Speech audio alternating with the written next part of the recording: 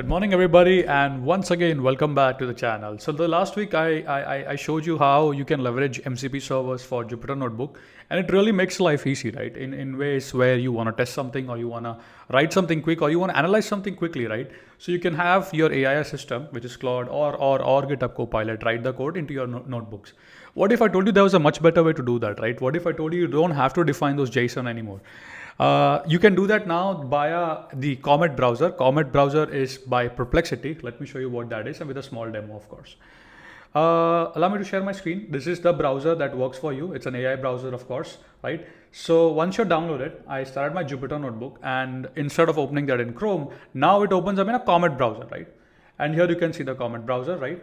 I'll just remove this particular cell, right? Here you can see just like a regular browser, right? But I do have an assistant mode over here on the top right hand side corner. I do have the chat mode. If I want to talk to it through voice commands, I can definitely do that. And it's great when you want to execute something or if you want to spin up a quick script, right? So for example, I'm going to try this out. I'm not sure if it will work. So here, what I'm saying it in the prompt is, hey, add some sample code to create an iceberg table using spark.sql and insert some sample data. The Spark session is already initialized in the notebook. So I'm saying that, hey, it's already done. Use the syntax catalog.namespace.table-name. Once you paste the code in the cell, you need to execute it. Okay. So this is the command that I'm going to do. So let's execute that and see if it works. So I'm going to do that.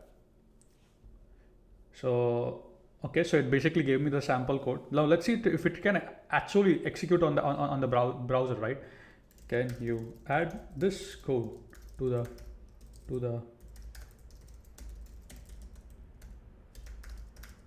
So now I'm prompting it and saying, hey, can you add this code on the browser or the cell? And now you can see my browser is controlled by the Comet assistant, right?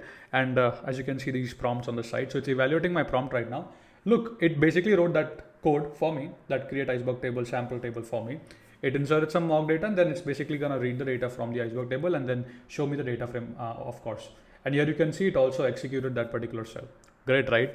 So yeah, I mean, it's flawless. I mean, I really loved it because the fact that I don't have to deal with like multiple JSON, MCP server, and I can have the Comet browser, and inside the browser, I can have the AI assistant, and I don't have to switch between screens.